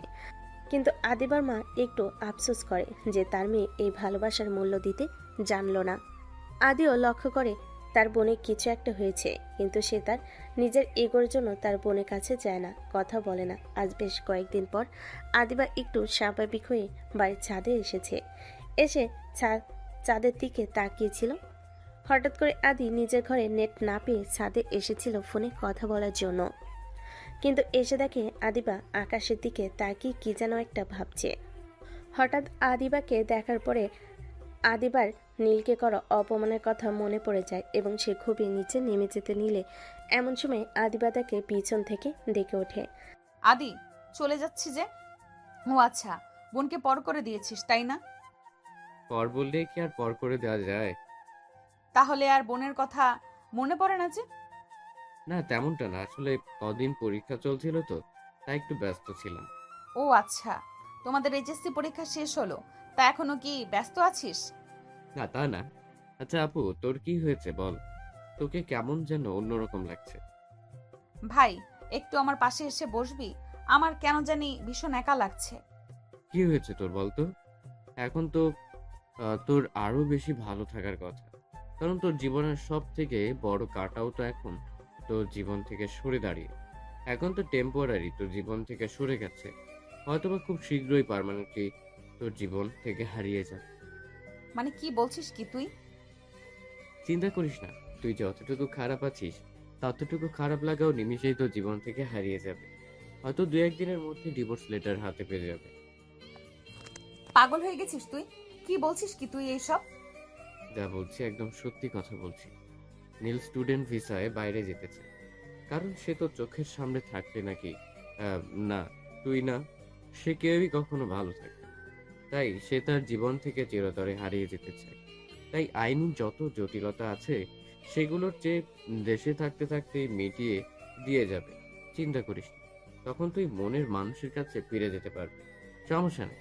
আর হ্যাঁ, নীল হয়তোবা কালকে একবার আসবে তার বাবা মায়ের সঙ্গে দেখা করতে, এবং আগামী পরশু দিন সে ঢাকা চলে যাবে IELTS করার জন্য। অসম্ভব। এখানে অসম্ভবের তো কিছু নেই। তুই যা করেছিস, তারপর ওর জায়গায় যে কেউ থাকলে একই ডিসিশন নিত। আমি তোকে আগেই বলেছিলাম আপু, তুই সেদিন যা করেছিস তার জন্য তোকে পস্তাতে হবে, মারাত্মকভাবে পস্তাতে হবে। এবং সেটা হয়েছেও, কিন্তু অনেকটা দেরি হয়ে গিয়েছে। তুই শুধু নিজের বন্ধুর দিকেই দেখেছিস, কই আমার দিকে তো কখনোই ভেবে দেখিসনি। তুই কি জানিস তোর বন্ধু আমার সাথে কি করেছে?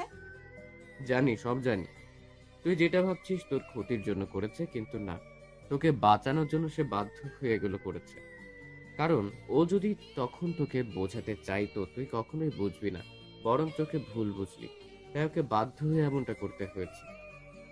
মানে কি বলতে চাইছিস তুই পরিষ্কার করে বল। আমি আর আদি একদিন বাইক রেস করছিলাম। এমন সময় দুজনেই ক্লান্ত হয়ে ফাঁকা একটি মাঠে পাশে দাঁড়িয়ে গল্প করছিলাম। এমন সময় আমাদের কানে কিছু কথা আসে। কি কথা? মেহেদী আমাদেরকে লক্ষ্য করেনি। সে তার বন্ধুদের সাথে বলাবলি করছিল যে মেহেদী প্রথমে তোকে ভুলিয়ে ভালিয়ে তোর সঙ্গে রুম ডেট করবে, পরবর্তীতে সেটার ভিডিও করে তোকে ব্ল্যাকমেইল করে তার বন্ধুদের সঙ্গেও তোকে মিশতে বাধ্য করবে। আর অনেক মেয়ের সঙ্গে তারা এমন স্কিম করে এসেছে। এটা শোনার পরে নীলের রক্ত গরম হয়ে যায় এবং সে গিয়ে ওদের সঙ্গে ঝামেলা করে এবং মেহেদীকে প্রচুর মারে। অবশ্য সেও মার খেয়েছিল, কারণ হিরো হতে গেলে পারে তো হিরো হওয়া যায়, তাই না? তাই কিন্তু তারপরও সে দূরে যায়। ওর উত্তেজনা দেখে আমি নিজেই ভুলে গিয়েছিলাম যে আমার বোনকে নিয়ে বাজে কথা বলা হচ্ছিল। যেখানে কাজটা আমার করার কথা ছিল, সেখানে সে কাজটা ও নিজে করছিল। এটা দেখার পরে আমার তখন সন্দেহ জাগে, কিন্তু তারপরে আবার মনের মধ্যে কোথাও একটা থাকে যে হয়তোবা সে তোকে নিজের বোন বলে রেসপেক্ট করে। যেহেতু তুই আমার বড় বোন, সেহেতু সম্মানটা থাকা স্বাভাবিক। কিন্তু এতটা ডেসপারেট কেউ বন্ধু বলে জন্য হতে পারে, এটা আবার হজম হয়। তাই আমি ওকে কোনো মতে সেখান থেকে ছাড়িয়ে এনে যখন তাকে প্রেসারাইজ করি, তখন সে স্বীকার করে যে সে অনেক আগে থেকেই তোকে ভালোবাসে। এবং শুধু ভালোবাসে না, মারাত্মক লেভেলের ভালোবাসে। যে তোকে ছাড়া সে নাকি মরে যাবে। সেদিন সে আমার হাতে পায়ে ধরে অনেক কান্নাকাটি করে, বাচ্চাদের মতো প্রচুর কান্নাকাটি করে। বাচ্চারা যেমন একটি খেলনা পাওয়ার জন্য তার বাবা মায়ের কাছে বায়না করে, এবং ততক্ষণ পর্যন্ত সে বায়না করেই থাকে যতক্ষণ পর্যন্ত তার বাবা মা তাকে সে খেলনাটা দিতে। ঠিক সেইভাবে ওই পাগলটা সেদিন ততক্ষণ পর্যন্ত আমার হাতে পায়ে ধরে কান্না করেছিল, যতক্ষণ পর্যন্ত না আমি স্বীকার করি যে আমি তোর সঙ্গে ওর বিয়ে দিতে প্রস্তুত। কিন্তু আমি বললেই তো আর হবে না, তোকেও তো রাজি হতে হবে। কিন্তু এই কথাটা কিভাবে বোঝাতে আমি পাগলটাকে বল যে পাগলটা ছোট থেকে তিলে তিলে তোর প্রতি ভালোবাসা ঘুরতে ঘুরতে পুরো সমুদ্রে পরিণত হয়েছিল। এরপর সে তোকে অনেকভাবে বোঝানোর চেষ্টা করে, কিন্তু তুই ওকে বারবার ভুল বুঝিস। এটা ভাবিস যে সে হয়তো তোর আর জানোয়ারটার মধ্যে ফাটল ধরানোর চেষ্টা করছে। এভাবে একদিন সিঁড়ির কাছে যখন সে তোকে বিষয়টা নিয়ে বোঝাচ্ছিল, তখন তোদের তর্কাতর্কিতে এক পর্যায়ে সে তোর অনেকটা কাছে চলে আসে এবং সবাই আঙ্কেল আর বাবা কথা বলতে বলতে ফ্ল্যাটের দিকে আসছিল। তখন তোদেরকে এমন অবস্থায় দেখে তাদের মনে প্রশ্ন জাগে। নীল যখন বুঝতে পারে যে তোকে ভালোভাবে বুঝিয়ে কোনো কাজ হবে না, তাই সে বাঁকা পন্থা অবলম্বন করে। সে বাবা এবং আঙ্কেলকে দেখে তোর আরো অনেকটা কাছে চলে যায় এবং এমনভাবে পুরো দৃশ্যটা তাদের সাথে ফুটিয়ে তোলে যেন তোরা দুজনে দুজনের অনেক কাছাকাছি এবং তোদের মধ্যে কিছু একটা চলছে। এরপর আঙ্কেল আর বাবা যখন তোদেরকে প্রশ্ন করে, তখন তুই উত্তর দেওয়ার আগে ও বলে যে হ্যাঁ, তোদের মধ্যে অনেক আগে থেকেই সম্পর্ক এবং তোরা একে অপরকে ভীষণ ভালোবাসিস। তোরা একে অপরকে ছাড়া বাঁচতে পারবি না এবং তোরা বিয়ে করতে চাস। বিষয়টা আঙ্কেল এবং বাবা আমার সাথে শেয়ার করেছে এবং আমাকে জিজ্ঞেস করেছে, কিন্তু কি করব? পাগলটার কাছে হার মেনে, তার ভালোবাসার কাছে হার মেনে আমাকে উপায়ন্তর না পেয়ে স্বীকার করতে হয়েছে যে হ্যাঁ, ও যা বলেছে সত্য। কিন্তু আমি কি জানতাম যে আমার কুলাঙ্গার বোন তার ভালো মানুষের এই দাম দেবে, তার ভালোবাসাটাকে উপেক্ষা করবে। এরপর আঙ্কেল আর বাবা পরিবারের সঙ্গে কথা বলে দেরি না করে ওই দিনই তোদের বিয়ের ব্যবস্থা করে। এবং ঘরোয়াভাবে তোদের বিয়েটা দিয়ে দেয়। তোদের বিয়ের দিন তোকে নীল আবারও অনেকবার বোঝানোর চেষ্টা করে, কিন্তু তুই না বুঝি উল্টো বারবার ওকে অপমান অপদস্থ করার জন্য মেহেদিকে ভালোবাসার কথা বলিস। এতেও ভীষণ ডেসপারেট হয়ে যায় এবং এটা ভাবে যে তোর সঙ্গে সেদিন যা হয়েছে এরপরে তুই আর মেয়েদের কাছে ফিরে যাবি না।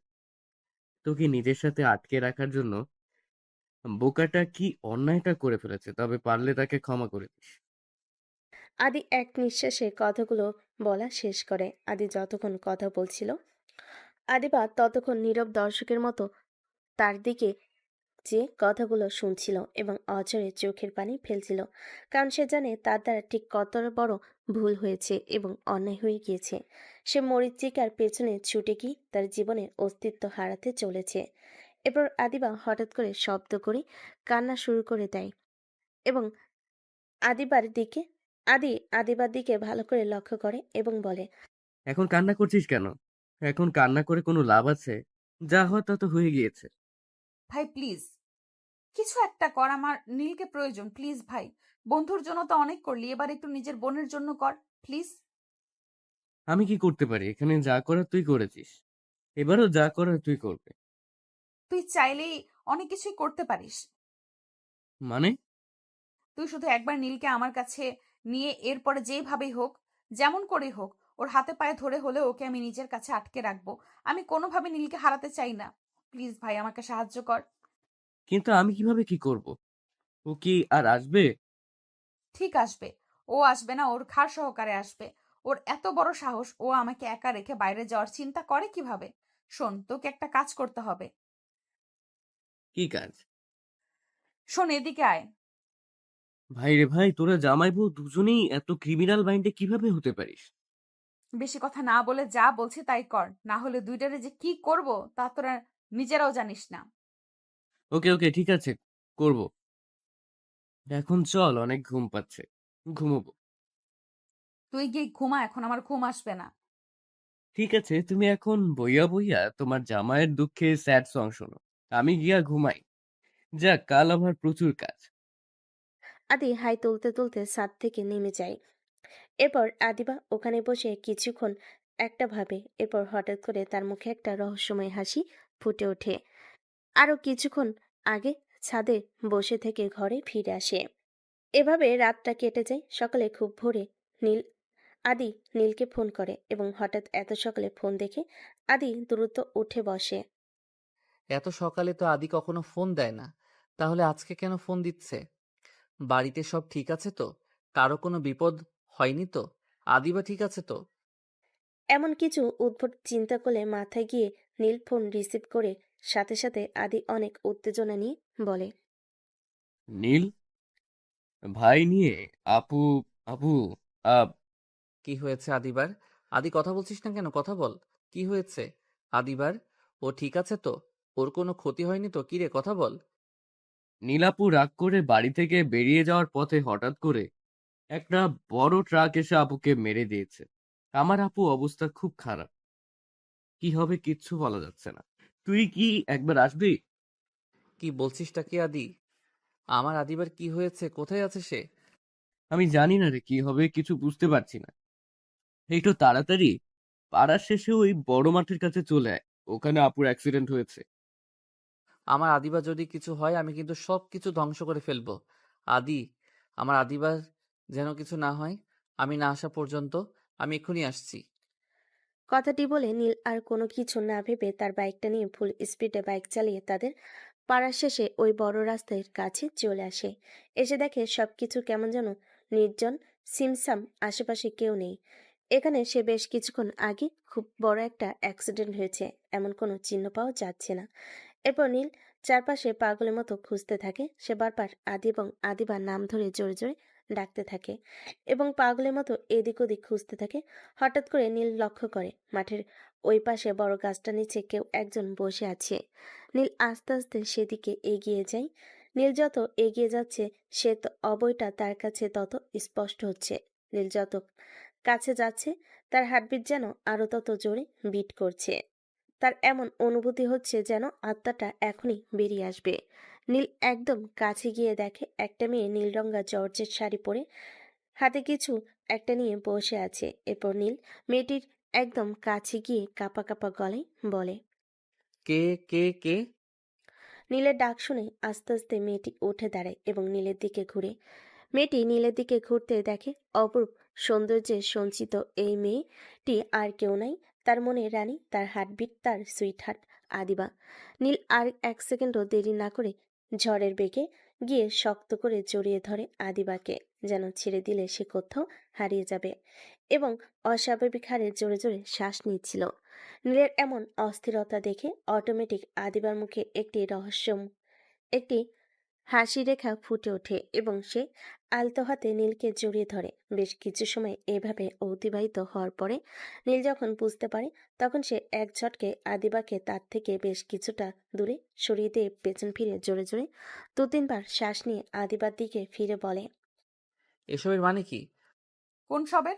আমাকে মিথ্যে বলা হয়েছে কেন? আপনি জানেন আমার কি অবস্থা হয়েছিল? আরেকটু হলে প্রাণটাই বেরিয়ে যাচ্ছিল। আপনার আমাকে অপমান করে শান্ত হননি, তাই না? এখন কি প্রাণটা নিতে চান? আমি জানি সেটা আমার শোনার কিছুই নেই, কিন্তু আগে তুমি বলো, তুমি না আমাকে ডিভোর্স দিচ্ছিলে, বিদেশ চলে যাচ্ছিলে, তাহলে আমার মরার খবর পেয়ে এমন হাইপার হয়ে ছুটে এলে কেন? যেহেতু তুমি আমাকে ভালোই বাসো না, সেহেতু আমি মরলাম কি বাঁচলাম সেটা দিয়ে তোমার কি? তোমার তো চলে যাওয়ার দরকার, তাই না? আমার থেকে দূরত্ব চাই, তো যাও চলে। আমি মরে গেলে তোমার কি? তাহলে তো তোমার আরো ভালো, আরো বেশি দূরত্ব পাবে।